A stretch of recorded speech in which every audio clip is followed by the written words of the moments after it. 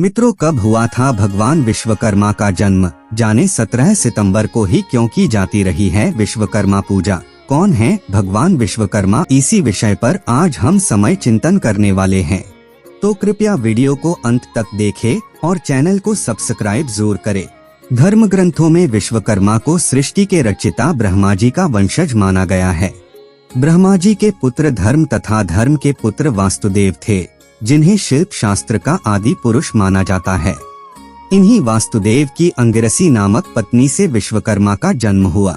नमस्कार दोस्तों, धर्म संसार चैनल पे आप सभी का स्वागत है। अगर आप भी भगवान विश्वकर्मा के भक्त हैं, तो कमेंट में जय श्री विश्वकर्मा जरूर लिखें। कौन है भगवान विश्वकर्मा? विश्वकर्मा पूजा एक ऐसा त्योहार है जहां शिल्पकार, कारीगर, श्रमिक भगवान विश्वकर्मा का त्योहार मनाते हैं।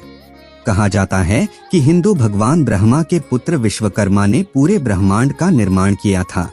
विश्वकर्मा को देवताओं के महलों का वास्तुकार भी कहा जाता है।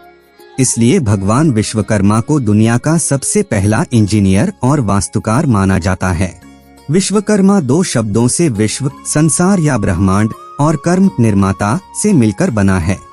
इसलिए विश्वकर्मा शब्द का अर्थ है दुनिया का निर्माता, यानी कि दुनिया का निर्माण करने वाला।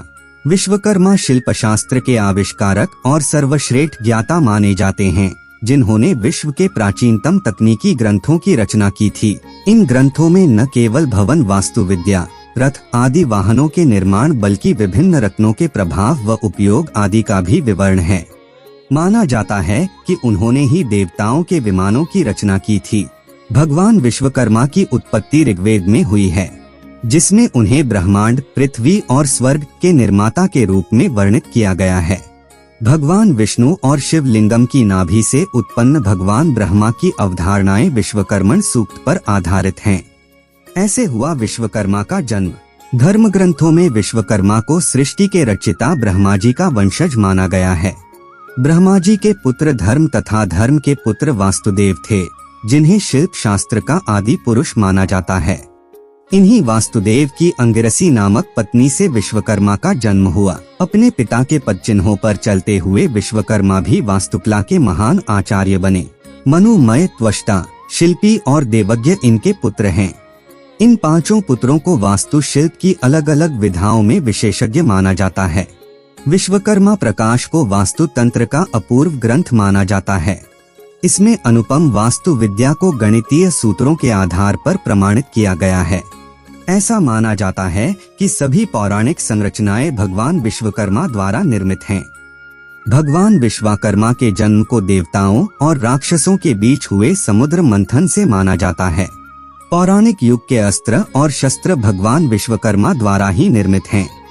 वज्र का निर्माण भी उन्होंने ही किया था। कुछ रोचक विवरण। पौराणिक साक्ष्यों के मुताबिक स्वर्गलोक की इंद्रपुरी, यमपुरी, वरुणपुरी, कुबेरपुरी, असुरराज रावण की स्वर्ण नगरी लंका, भगवान श्री कृष्ण की समुद्र नगरी द्वारिका और पांडवों की राजधानी हस्तिनापुर के निर्माण का श्रेय भी विश्वकर्मा को ही जाता है। पौराणिक कथाओं में इन उत्कृष्ट नगरियों के निर्माण के रोचक विवरण मिलते हैं। उड़ीसा का विश्व प्रसिद्ध जगन्नाथ मंदिर तो विश्वकर्मा के शिल्प कौशल का अप्रतिम उदाहरण माना जाता है। विष्णु पुराण में उल्लेख है कि जगन्नाथ मंदिर की अनुपम शिल्प रचना से खुश होकर भगवान विष्णु ने उन्हें शिल्पावतार के रूप में सम्मानित किया था। माना जाता है कि विश्वकर्मा ने ही लंका का निर्माण किया था। इसके पीछे कहानी है कि शिव ने माता पार्वती के लिए एक महल का निर्माण करने के लिए भगवान विश्वकर्मा को कहा, तो विश्वकर्मा ने सोने का महल बना दिया। इस महल के पूजन के दौरान भगवान शिव ने राजा रावण को आमंत्रित किया। रावण महल को देखकर मंत्रमुग्ध हो गया, और जब भगवान शिव ने उससे दक्षिणा में कुछ देने को कहा तथा उसने महल ही मांग लिया। भगवान शिव ने उसे महल दे दिया और वापस पर्वतों पर चले गए। इन चीजों का किया था निर्माण। भगवान विश्वकर्मा ने भव्य और सुरक्षित महलों के साथ देवताओं के उड़ने वाले रथों का निर्माण भी किया था।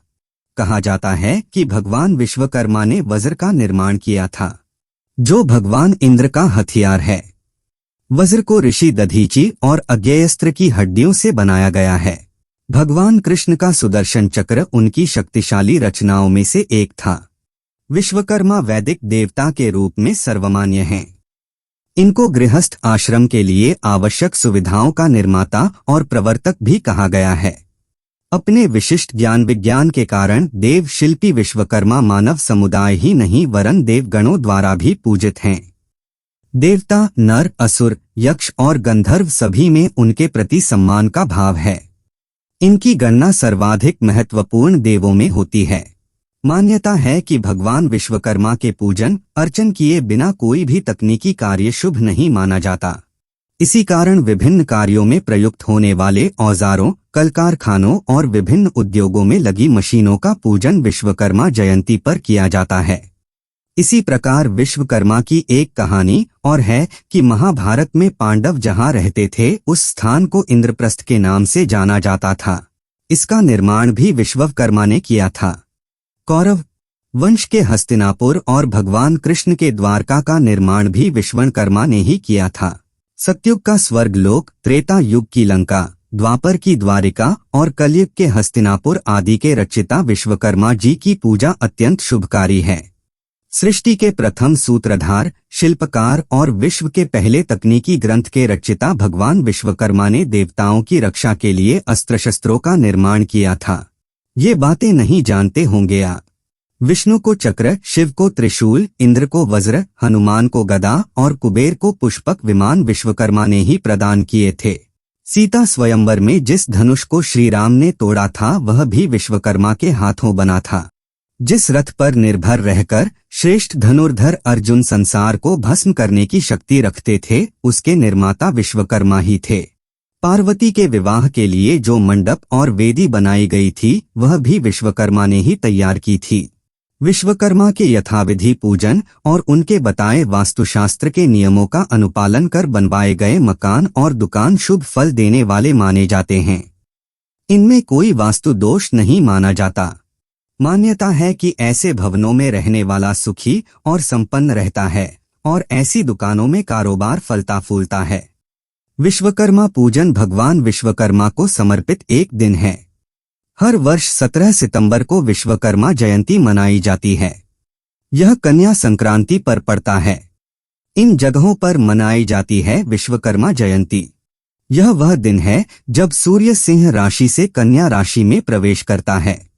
इस दिन का औद्योगिक जगत और भारतीय कलाकारों, मजदूरों, इंजीनियर्स आदि के लिए खास महत्व है। विश्वकर्मा जयंती भारत के जम्मू कश्मीर, पंजाब, हिमाचल, हरियाणा, दिल्ली, राजस्थान, मध्य प्रदेश, राजस्थान, उत्तराखंड, पश्चिम बंगाल, असम, ओडिशा, त्रिपुरा, बिहार और झारखंड जैसे राज्यों में मनाई जाती है। नेपाल में भी विश्वकर्मा पूजा को बड़े उत्साह के साथ मनाया जाता है। औद्योगिक श्रमिकों द्वारा इस दिन बेहतर भविष्य, सुरक्षित कामकाजी परिस्थितियों और अपने अपने क्षेत्र में सफलता के लिए प्रार्थना की जाती है। विश्वकर्मा जयंती के दिन देश के कई हिस्सों में काम बंद रखा जाता है और खूब पंतकबाजी की जाती है। विभिन्न प्रदेशों की सरकार विश्वकर्मा जयंती पर अपने कर्मचारियों को सार्वजनिक अवकाश प्रदान करती है। यह त्योहार मुख्य रूप से दुकानों, कारखानों और उद्योगों द्वारा मनाया जाता है। इस अवसर पर कारखानों और औद्योगिक क्षेत्रों के श्रमिक अपने औजारों की पूजा करते हैं और भगवान विश्वकर्मा से उनकी आजीविका सुरक्षित रखने के लिए प्रार्थना करते हैं। वे मशीनों के सुचारू संचालन के लिए प्रार्थना करते हैं और विश्वकर्मा पूजा के दिन अपने उपकरणों का उपयोग करने से परहेज करते हैं। विश्वकर्मा पूजा की विधि बता दें कि इस दिन सूर्योदय से पहले उठने का विधान है।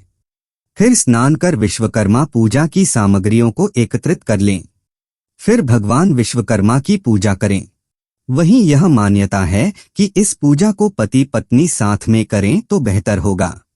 पूजा में हल्दी, अक्षत, फूल, पान, लौंग, सुपारी, मिठाई, फल, दीप और रक्षा सूत्र रखें। साथ ही घर में रखे लोहे का सामान और मशीनों को पूजा में शामिल करें। जिन चीजों की पूजा की जानी है उन पर हल्दी और चावल लगाएं। फिर इसके बाद पूजा में रखे कलश को हल्दी लगाकर कलावे से बांधे और पूजा शुरू करें। साथ ही साथ मंत्रों का उच्चारण करते रहें। आखिर में भगवान विश्वकर्मा को भोग लगाकर प्रसाद सभी में बांट दें। पूजा का शुभ मुहूर्त इस बार 17 सितंबर शुक्रवार को सुबह 6:07 बजे से 18 सितंबर शनिवार को 3:36 बजे तक पूजन का शुभ समय रहेगा। वहीं भगवान विश्वकर्मा की पूजा का एक विशेष विधान यह है कि इनकी पूजा राहुकाल में नहीं करनी चाहिए। बता दें कि 17 सितंबर को राहुकाल सुबह 10:30 बजे से दोपहर 12 बजे तक रहेगा। भगवान विश्वकर्मा का परिवार। राजा प्रियव्रत ने विश्वकर्मा की पुत्री बहिर्ष्मति से विवाह किया था, जिनसे आग्निध्र, यज्ञबाहु, मेधातिथि आदि 10 पुत्र उत्पन्न हुए। प्रियव्रत की दूसरी पत्नी से उत्तम, तामस और रैवत ये 3 पुत्र उत्पन्न हुए, जो अपने नाम वाले मनवंतरों के अधिपति हुए। महाराज प्रियव्रत के 10 पुत्रों में से कवि, महावीर तथा सवन ये 3 नैष्ठिक ब्रह्मचारी थे और उन्होंने संन्यास धर्म ग्रहण किया था। विश्वकर्मा के 5 महान पुत्र। विश्वकर्मा के उनके मनु, मय, त्वष्टा, शिल्पी एवं दैवज्ञ नामक 5 पुत्र थे। ये पांचों वास्तुशिल्प की अलग अलग विधाओं में पारंगत थे। मनु को लोहे में, मय को लकड़ी में, कांसे एवं तांबे में, शिल्पी को ईंट और दैवज्ञ को सोने चांदी में महारत हासिल थी। तो दोस्तों, आज के लिए इतना ही। उम्मीद करते हैं हमारे द्वारा दी गई जानकारी आपको पसंद आई होगी। तो मित्रों, यह वीडियो आपको पसंद आई हो तो वीडियो को लाइक और चैनल को सब्सक्राइब जरूर कीजिए। और वीडियो को अंत तक देखने के लिए बहुत बहुत धन्यवाद।